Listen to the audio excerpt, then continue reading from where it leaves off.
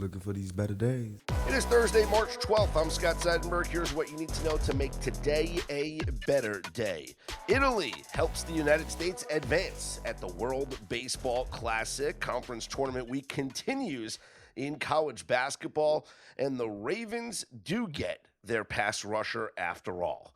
Mackenzie Rivers joins me on this episode of Better Day, presented by FanDuel. And Mac, let's start with the United States celebrating Team Italy yesterday at the World Baseball Classic after all the drama, after the U.S. lost to Italy the other night, and everyone's speculating that the U.S. would not advance at the World Baseball Classic. Well, Italy got the job done, beating Mexico 9-1, as this team continues to deliver as underdogs. Vinny Pasquantino of the Royals had 3 home runs as Italy's win made sure the United States advances to the quarterfinals.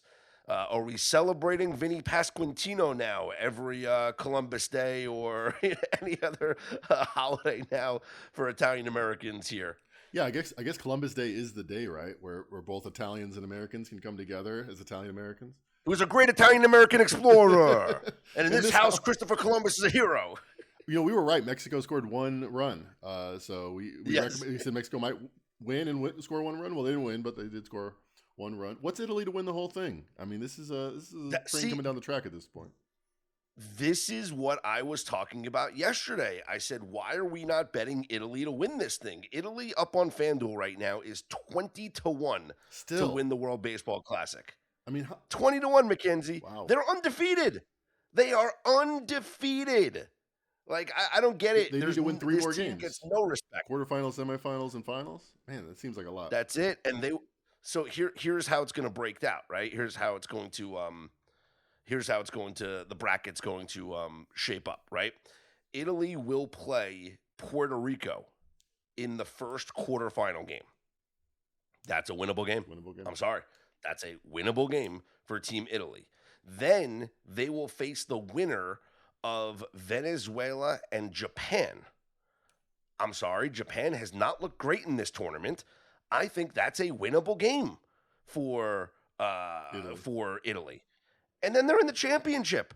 Like, 20-1. We got to bet this at 20-1.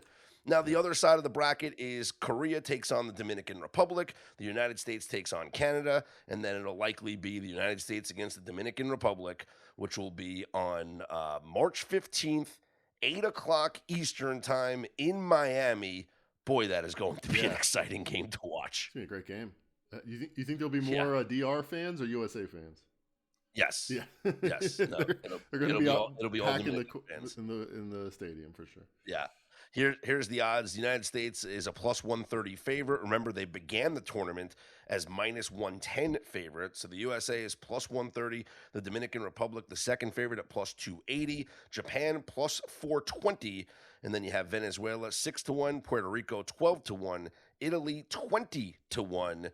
Canada 33-1. Korea 35-1. The United States does face Canada coming up here on Friday, tomorrow, for their first quarterfinal game. So maybe Canada wants revenge from the Olympic hockey and they want to eliminate USA baseball, but that'll be the first quarterfinal game for the United States. Now, the MVP. This is another market that I'm thinking to myself, like, why are we not betting some long shots here, right? To be the MVP.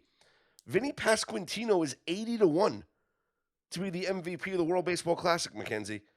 The guy just hit 3 home runs in 1 game.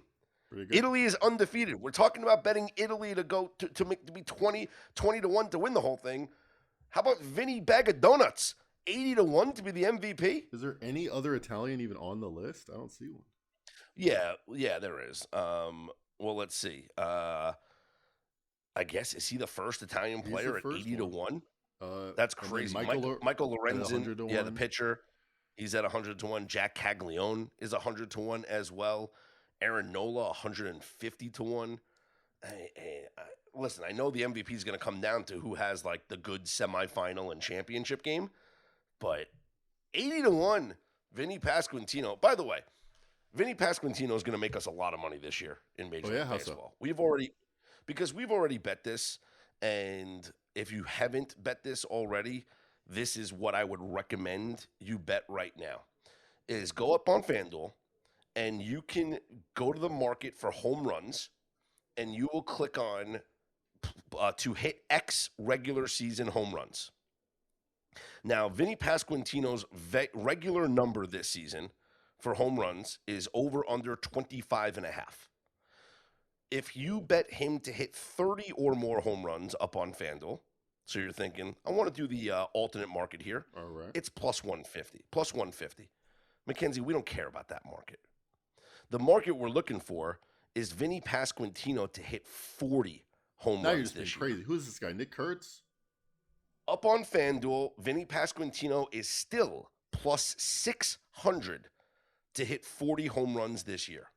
Now, one thing that I have to remind folks is that the Kansas City Royals changed the dimensions of their ballpark this offseason. They moved the fences in. Not only did they move the fences in, but they also shortened the fences. They want to increase home runs at Kauffman Stadium. And so that is why we like Vinny Pasquantino of the Kansas City Royals to not just go over his home run total, but we're going to chase the 600 payout here and go over 40 or 40 or more home runs for Vinny Pasquantino. 32 last year, 19 the year before that. I like that trend line. Give me 51. Mackenzie, 32 last year. They're moving the fences in. They moved the fences in. There's going to be more home runs this year. These numbers are not factoring in the new ballpark dimensions. It's like when we looked at the numbers for the the Tampa Bay Rays last year, or we looked at the numbers for the A's. Yeah. The A's playing in Sacramento. Like now it's baked in with the A's still playing in Sacramento. Last year with the Rays playing in Tampa, it wasn't baked in. And that's the thing too that people are not thinking about is like last year with the Rays, it was also the reason why one of my best bets that I gave out on a different program at a different time last season was Cody Bellinger to go over his home runs. It was because not only was he swinging at Yankee Stadium, but he would also be playing several road games in Tampa where it was the same dimensions as Yankee Stadium with the short porch in right field, right? Well, now Tampa's back at the Trop this year, so that's a moot point.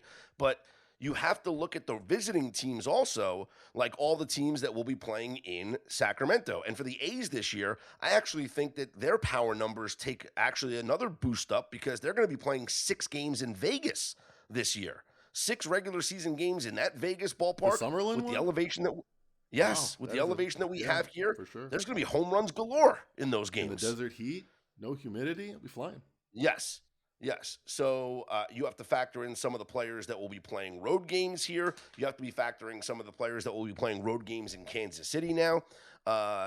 They did a projected MLB.com did like one of those StatCast things where they projected home runs added for Kansas City Royals hitters over the past couple of years. And they project that Vinny Pasquantino would have had 10 more home runs. So he had 32 last year, Mackenzie. I don't know about you. My math says 10 more home runs makes him have 42. Yep. So, I don't know. I mean, 6 to 1 would be nice. A feather in your cap for sure. I'm not sure I wouldn't sprinkle some money on over 25 and a half.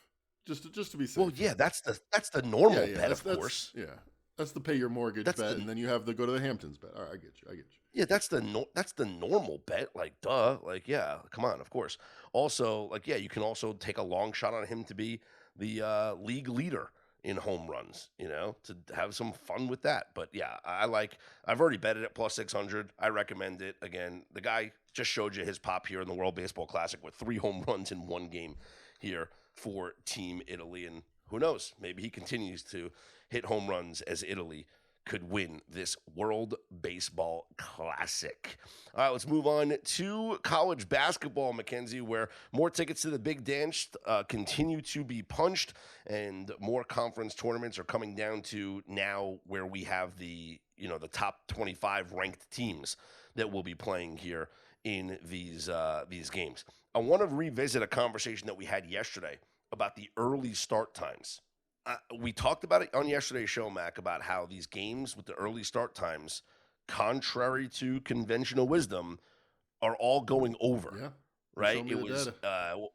It was 8 of the last 10 games had gone over, and 5 it out was of the last 6 and all that. 5 out of the last 6, and well, we had the 3 early games here on yesterday on Wednesday, 3-0 to the over. 3-0 to the over in those early games yesterday. So I looked it up. The data now shows that when you have the 12 p.m. Eastern time or earlier start time in a conference tournament game, we have now hit, 7 straight overs, 11-2 to the over in the last 13 games. Not bad. I don't know. All my instincts, can you make sense? all my studies. No, because can you make sense of this? Yeah, I can't, because the reason why we theorize that it might go over is because all the noise and all the attention about why unders, especially in March in the first half, makes sense. So, okay, it's over bet, and we've seen the totals move 4 or 5 points to the under. But if the total's 3 or 4 points too low because of this reaction, we're not expecting 8 out of 10 to go over 7 in a row. Like, those 4 or 5 points off usually, might be a 40-60 type play. So there might be something else going on that I haven't quite figured out. Like, these are neutral site games? Are they games that they have played, or arenas that they have played in before, versus we're in the tournament, the big tournament? It's more unfamiliar to them? Mm-hmm. Maybe, yes. Now, here's the early games that qualify for today, and we have 5 of them that qualify for today. Now, I'm not saying blindly bet all of these overs. Like, I wanted to bet all 3 of the overs yesterday, but I wanted to, as I said on the pod, I wanted to see if the market suppressed those, and to my surprise, they didn't. Like, the numbers did not move significantly where I was like, okay, I'm going to fade the steam here, and I'm going to bet over. They just kind of stayed like right around where the open was. So I was like, all right, I'm not going to play it. And of course, all 3 of them go over. So here are the early games here on Thursday. But the thing is, Mackenzie, a couple of these games are actually 11 a.m. Eastern and 11:30 a.m. Eastern. So it's extra early. Game number 1, UMass against undefeated number 20 Miami of Ohio. Total in this game is very high. 164.5 up on FanDuel. That's a big one. I see it opened at 166 on Westgate, so a little bit of movement there. Okay. Now, the second game at 11:30 a.m. Eastern time, Fordham against George Washington. Total in this game, 140.5 up on FanDuel. And then at noon Eastern time, number 10 Virginia takes on NC State. Virginia a 5.5 point favorite. Total of 149.5. Also at noon Eastern, number 13 St. John's, a 10.5 point favorite over Providence. Total in that one, 161.5. And then also at noon Eastern, Iowa and Ohio State. Iowa a 1.5 point favorite. Total of 138.5. I believe, is there another noon game? No, I think that's it. Then there's 12:30. That's Iowa State, Texas Tech. So don't worry about that. Just the 12 o'clock games. How many of them go over? And do you want to maybe exclude the 2 11 a.m. games and only focus on the 3 noon games? No, I mean, if your theory is, it seems like not that big of a difference. And the 8-2 and the 7 in a row you're looking at, that's all earlier than noon games, so that would include the 11 o'clock games, right? Yeah, but here's something that's interesting: is if I look at the games that start at 11 a.m. or 11:30, it's just 4-2 to the over in the last 2 years. So we've isolated the exact time where these college kids are getting up, getting the right amount of Wheaties. All right. I could buy the exact 12 o'clock Eastern time start times in these neutral site conference tournament games, 14-9 to the over in the last 2 seasons. And as I mentioned, 11-2 in the last 13. Maybe I'm just going to do the 3 noon games. Just the 3 noon games. Worst case, you go 2-1. That's the worst possible case. All right. Here's your other top 25 games. Number 7, Iowa State, a 5.5 point favorite against number 16, Texas Tech. Elsewhere in the top 25, and I'm going to tell you about some top 25 systems that we have. Number 23, Wisconsin, a 6.5-point favorite against Washington. Number 24, Louisville, a 1.5-point favorite against Miami. Number 2, Arizona, 16.5-point favorites over UCF. Number 25, Tennessee, a 5.5-point favorite over Auburn. Number 18, Purdue, 10.5-point favorites over Northwestern. Then you got number 1 Duke taking on Florida State. That line hasn't been posted yet, because of the injury status. Number 5 Houston, 8.5-point favorites over BYU. Number 6 UConn, 14.5-point favorites over Xavier. We'll also see number 14 Kansas, number 19 North Carolina in action as well. Here's something that I looked up. Okay, with ranked teams, conference tournaments. Okay. Since the start of 2021, if you have 2 ranked teams playing each other and you have the lower ranked team as the favorite, that's like our system play, right? Except we're just saying that it's not the home favorite. They're just the neutral site favorite, right? The lower ranked favorite in a ranked on ranked matchup, neutral site conference tournament game, 23-15 straight up in ATS. Okay? Okay. Is that good for you? 23-15 since 2021? Yep. 60%. Okay. I like it. Yep. There has been 5 times in a conference tournament neutral site game that an unranked team was favored over a ranked team. Now, you would think this might happen with like teams that are ranked number 22, 23, 24, 25 or whatever. Like there was one time where like Gonzaga was unranked, but St. Mary's was like number 25 or something. Anyway, when there's an unranked favorite, it's only happened 5 times. The unranked favorite is 5-0 straight up in ATS. Disrespected. They have not been getting the respect they deserve. Now, when you have 2 top 10 teams playing each other in a conference tournament game, neutral site, favorites 5-4 straight up in ATS, but Mackenzie, those games, which we might see this weekend, 7-2 to the under. So that's the magic sauce there when we have 2 ranked teams playing each other in a neutral site conference tournament game. 2 top 10 teams playing each other, neutral site conference tournament game, 7-2 to the under since 2021. And that makes sense. It's the most intense game where the best defenses are brought to the fore. That's why I generally would like to think of conference time as the time to bet unders, except for your magic 12 noon exact trend that foils everything. Yeah, exactly. Exactly. All right, let's move on and talk NBA. Also, the big move that occurred in the NFL yesterday.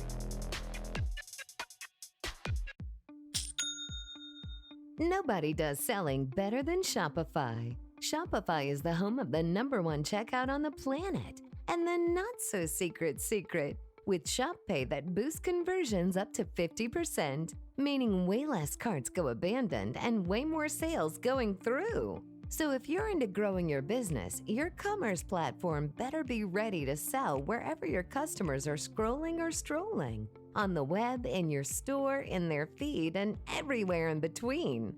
Businesses that sell more, sell on Shopify. Upgrade your business and get the same checkout that Skims uses. Sign up for your $1 per month trial period for 3 months at shopify.com/Westwood1, all lowercase. Go to shopify.com/Westwood1 to upgrade your selling today. Shopify.com/Westwood1.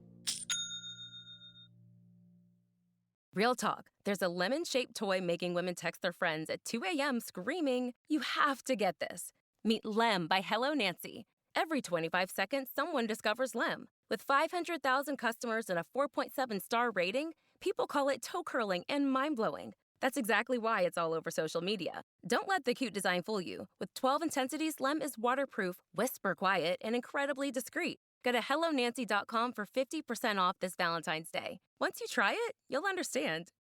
Greenlight helps kids learn about money the way most of us never did, by actually using it. It's a debit card and money app that teaches kids to earn, save, and spend in real life, not just swipe and hope for the best. Learning happens naturally in the moment. Parents can set limits, see spending in real time, and guide better habits along the way, all in one place, without constant check-ins or cash runs. Don't wait. Try Greenlight risk-free today at greenlight.com/trygreenlight. College basketball is nonstop. Big games, tight spreads, momentum swings every night. And now FanDuel is giving you a way to turn that energy into bigger wins. With the College Basketball Parlay Profit Boost, here's how it works. Build any college hoops parlay you like. The early tip, the rivalry game, the ranked matchup, the late night West Coast shootout, mixed spreads, totals, props, whatever fits your read of the slate. Then just apply your profit boost and instantly bump up that potential payout.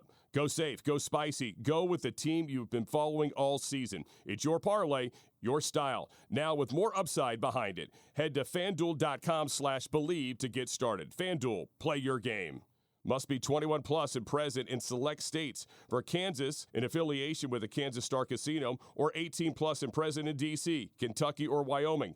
Opt-in required. Minimum 2-leg parlay required. Bonus issued as a non-withdrawable boost builder tokens. Restrictions apply, including any token expiration and max wager amounts. See terms at sportsbook.fanduel.com. Gambling problem? Call 1-800-GAMBLER or 1-800-MY-RESET. Call 1-888-789-7777 or visit ccpg.org/chat in Connecticut or visit mdgamblinghelp.org in Maryland. Hope is here. Visit gamblinghelplinema.org or call 800-327-5050 for 24/7 support in Massachusetts, or call 877-8-HOPE-NY or text HOPE-NY in New York. For Louisiana, call 1-877-770-7867. Mackenzie, have I told you lately how much I love tanking in the NBA? You have not, no. Okay. Well, let me tell you about how much I love tanking.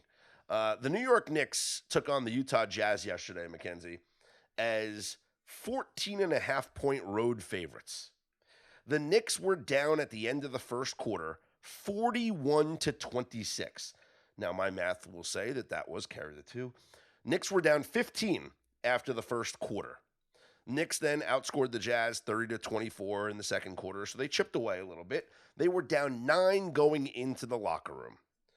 At that point, we gave out a live bet to Better Day Premium members on the Knicks in the second half -12.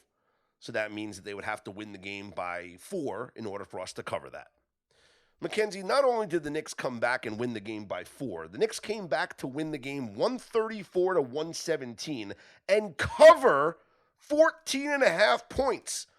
They were down 15 in the first quarter, down 9 at the end of the first half, and they still covered as 14.5-point favorites. I love tanking. I get why you love tanking. As a bettor, I mean, those trends are pretty remarkable at this point. This is something I recommended right during the All-Star break that's come through.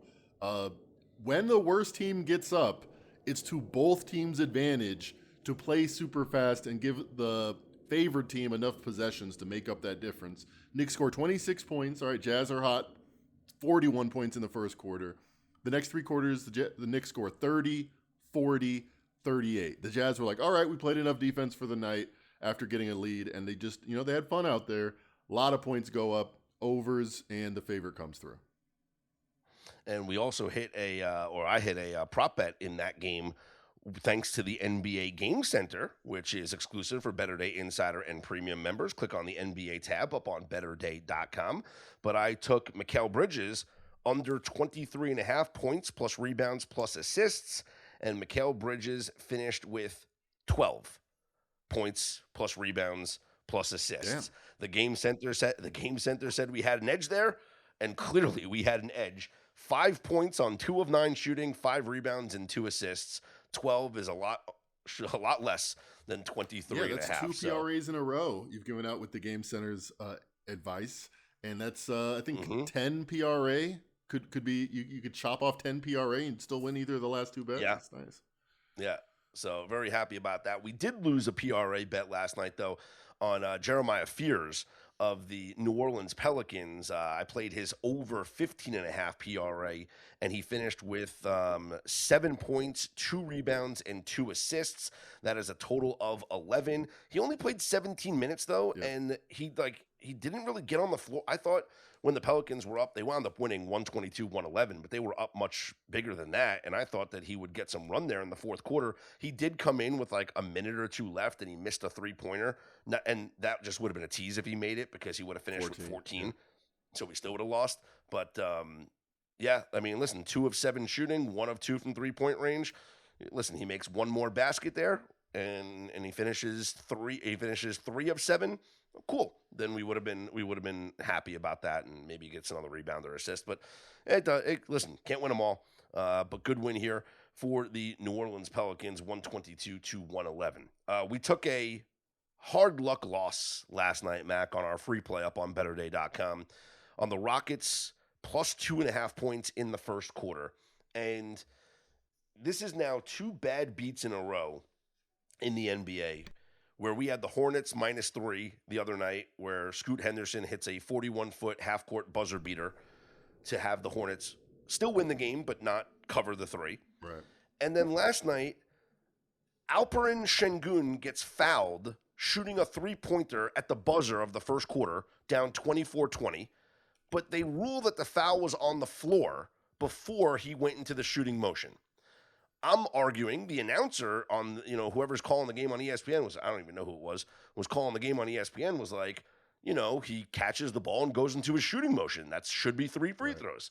But okay, they say it's only 2 free throws. Listen, am I going to bicker? We just need him to make the 2 free throws. You're an NBA player. Just make the 2 free throws and we'll lose the quarter by 2 and we'll move on with the win.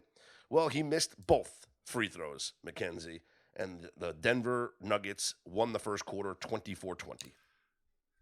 Man, it seemed like I don't believe in the due theory, but I believed we were due after the Hornets game. I'm like, all right, buzzer beater, got fouled. All right, I can't say this was a bad beat. Well, now I found a way to say this was a bad beat, but I already had my built-in excuse before that.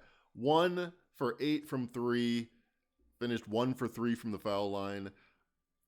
If you told me the Nuggets scored 23 points in the first quarter, I'd be like, exactly. The Rockets have their defensive edge. They're going to wilt later in the game like they did. But that first quarter, they're going to play them tight. And they did. Just didn't work out for us number-wise. Yeah. And also another PRA cash for us last night on the Julius Randle under PRA, again, courtesy of the NBA Game Center. So you guys got to check out the NBA Game Center up on BetterDay.com. And I know that there's some members out there that might be listening to this pod right now that still haven't checked out all the cool features that we have up on the website. I mean, in our community chat in the Telegram channel, one of our members, I think it was Tim or somebody, posted a screenshot of the NBA the NBA Game Center, and one of our members was like, "Hey, what app is that?" And I'm like, "Dude, that's us. Cool, that's our app. That's BetterDay.com, man." Can you email me a link? Yeah. So even for members, non-members, check it out. Click on the NBA tab up on BetterDay.com. Let's look at the games for tonight, Mackenzie. All these lines courtesy of our friends over at the FanDuel Sportsbook. You got the 76ers at the Pistons, where Detroit has just been a slumping team, but they did get revenge on the Brooklyn Nets, which we expected them to do. So maybe they've righted the ship. They are laying a big number here against the banged-up, short-handed Philadelphia 76ers. Pistons minus 14.5 up on FanDuel right now. I can't touch it. I mean, the Sixers are really a bunch of bodies out there, a bunch of Daryl Morey experiments out there. But the Pistons don't, after they righted the strip, like you said, I mean, they're always, young team motivated for margin. I don't think they're particularly motivated to beat this zombie crew that Philadelphia's bringing. Mm-hmm. Elsewhere, you have the Phoenix Suns at the Pacers. Phoenix laying 8.5 on the road. Wizards visit the Magic. Orlando 15-point favorites. The aforementioned Nets are in Atlanta to take on the Hawks. Atlanta 14-point favorites. Bucks are at the Heat. Miami a 6-point favorite.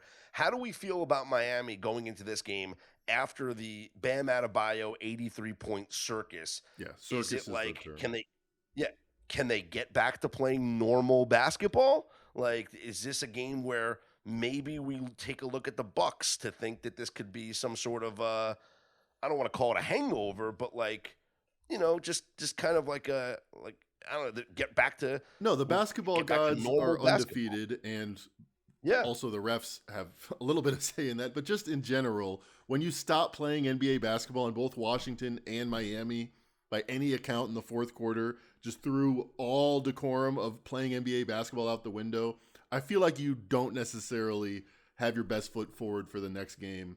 And Bam himself, I feel like it'll be awkward whether he's supposed to score 20 points per game. And now they're force feeding him. He scores 40 points and a half, 16 free throws in the fourth quarter. I feel like him just being out of rhythm on what he's supposed to do on a basketball court. Like maybe he'll take 23s again. I kind of think there's value with Milwaukee because of the situation. I feel that as well. Do we want to fade Bam Adebayo's points prop? I haven't seen it posted yet, but I do. I mean, it was high for the Wizards. 22 and a half. 22 and a half. So that's lower than it was for the Wizards game, but Tyler Hero is going to be back. I still would look under. I still think he's just going to – the whole team is going to want to return to normality a little bit. Yeah. And doesn't it feel like everyone and their mother is going to be playing the over? Yeah, right? Everyone. I saw people tweet like, can you believe people bet under Bam 25 and a half? I'm like, I can. See, when you put it like that, it seems like value. Yeah. Elsewhere on the schedule for tonight, you got the Dallas Mavericks.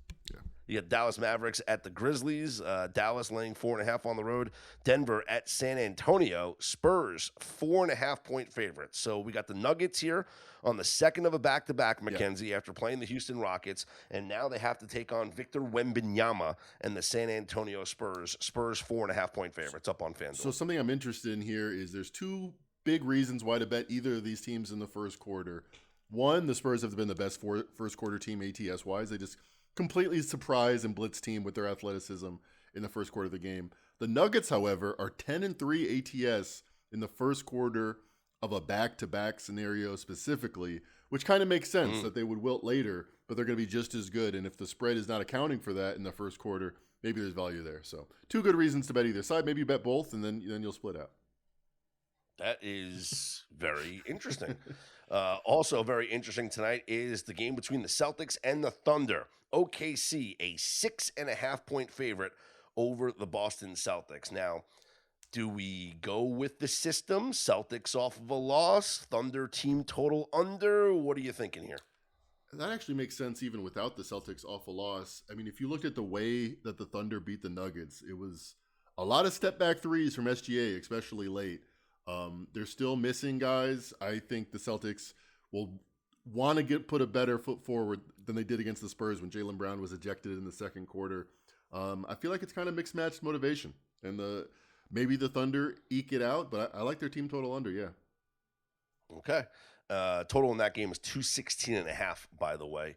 And the Thunder team total, is that listed right now? I mean, we could do the math ourselves, but yeah, that's not listed. We'd probably just have to do the math ourselves on that one. And finally, we'll wait to see the status of LeBron James, Mackenzie. The Lakers are hosting the Chicago Bulls. Lakers 10.5 point home favorites. The Bulls are struggling so much right now. Even playing against LeBron might not help them. So this would be a good return game. Nice soft landing for LeBron. All right. Let's talk NFL. Let's talk NFL, Mac, where after the Max Crosby trade was nixed by the Baltimore Ravens because of the failed physical. So the trade between the Raiders and the Ravens does not happen. The Ravens sign free agent pass rusher Trey Hendrickson. So they came out and they said, well, our plan was to have both Trey Hendrickson and Max Crosby, and we were going to build this like elite pass rush. Like, how cool is that, right? We're going to have both of these guys that's going to be, rushing the quarterback for us. I call bullshit. Seems highly suspicious. I think that the Ravens finagled some way to get out of this Max Crosby deal because they found out that they could sign Trey Hendrickson. They give him a 4-year, $112 million deal, like whatever. But now they don't have to give up the draft picks that they would have had to give up to get Max Crosby. So I'm not believing for 1 second that whole story about they wanted to sign both of those guys or, have both of them play together. I think that they made the move for Crosby when they didn't get like an answer or whatever from Hendrickson's people. Then they find out that Hendrickson has agreed to the deal, and then they're like, whoa, wait, we didn't dot the I's and cross the T's. And not the lowercase J's. So you don't think they were surprised by anything Crosby on the physical? You think they were just waiting for Hendrickson to be a yes before they made that decision? Yes. It does seem very convenient. I thought maybe that they were in talks with Henderson. They saw the physical and they made the move. But either way, they're probably getting an equivalent player with less of an injury risk, although he did miss 10 games last year. I think he's just less known than Max Crosby for whatever reason. I think he's just as good, less known. He's a better player than Max Crosby. He led the league in sacks in 2024 and had the same amount of sacks in 2023. Yeah. So, what an interesting story. Kyler Murray is going to visit the Minnesota Vikings today, and he's probably going to sign there. And we've talked about this before when we talked about the odds of the favorite team to land Kyler Murray, you suggested Minnesota was going to be the spot for him, and you said that he would be the starter in Minnesota. I think you're right. I think if Kyler Murray signs with the Vikings, they go into camp and it's like, hey, open competition with him and J.J. McCarthy, and Kyler Murray's the week one starter instead of J.J. McCarthy. Yeah, Kyler Murray kind of has the same problem as J.J. McCarthy, as he hasn't shown an ability to stay on the field. But I think in camp, it's not going to be close. I think it'll be a Daniel Jones versus Anthony Richards situation. It'll just be everyone in agreement very early on in camp, and then we'll go from there. Does Kevin O'Connell, you've given out the numbers before, the ATS numbers. Does he, everyone talks about him being the quarterback whisperer. Does he, does he have an overinflated sense of who he is? And I just mean it from the outside. Is perception bigger than what Kevin O'Connell actually really is? Does the Sam Darnold season, is that just all of a sudden we're thinking that this guy's the greatest quarterback coach and the greatest, smartest coach in the NFL when, you've given out the numbers. The ATS numbers are not impressive here for Kevin O'Connell. Yeah, let's see. Since he started after winning the Super Bowl, which definitely helps your reputation with the Rams, and he joined the Vikings. He's 32, 32, and 6 ATS. So that's decent, but when I hear top 5 coaches, top 5 offensive coaches, I think it's a little inflated, especially if you look at the points versus expected and opponent points versus expected. It's really been their defense that's been better than expected the last couple of years. Everyone talks about how, what was his name? The brain scientist, or the brain surgeon from Tennessee, the rocket scientist. Josh Dobbs. He famously went to Minnesota. Yeah, the astronaut. Without any practice time and came in, and I think he scored 30 points in their first game. They lost their last 7 games of that season after Kirk Cousins was hurt, and they didn't cover any of those games. Those things kind of get washed under the rug. You have one flash bulb representative moment, oh man, Baker Mayfield goes to the Rams. Well, they continued their success, but I think if you look on balance, there's just no reason why you think he's any better than average. Kevin O'Connell, the Pastronaut, as they called him.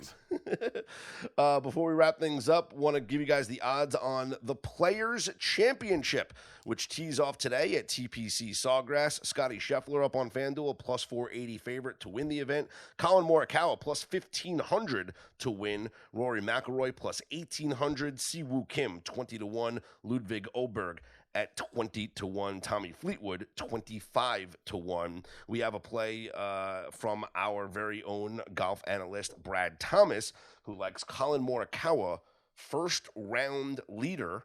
So you can get a nice little long shot odds there. He is plus 2,500 to be the first round leader up on FanDuel. But also we gave out a bet for Better Day Insider and Premium members on Colin Morikawa in the first round. So we'll leave that for those. But if you want to take a flyer on the first round leader, 25-1 up on FanDuel right now. Take a shot. We're all going to be Colin Morikawa fans here later on this morning. As a reminder, make sure you head to our homepage at betterday.com, the new and improved revamped homepage at betterday.com. Check out our NBA Game Center exclusive for Better Day Insider and Premium members, where you can find all the prop edges and continue to cash along with us. The NHL database still up and running, hot and heavy. We cashed with the first period over yesterday on the Canadiens and the Ottawa Senators, so continue to make use of the NHL database. We have a massive slate in the NHL tonight, 14 games on the schedule here in the NHL tonight, so you want to keep it locked into what we got going on here for Better Day Insider and premium members for some plays on these games here tonight. Follow us on social media as well. For Mackenzie Rivers, I'm Scott Seidenberg. Here's hoping you make today and every day a better day.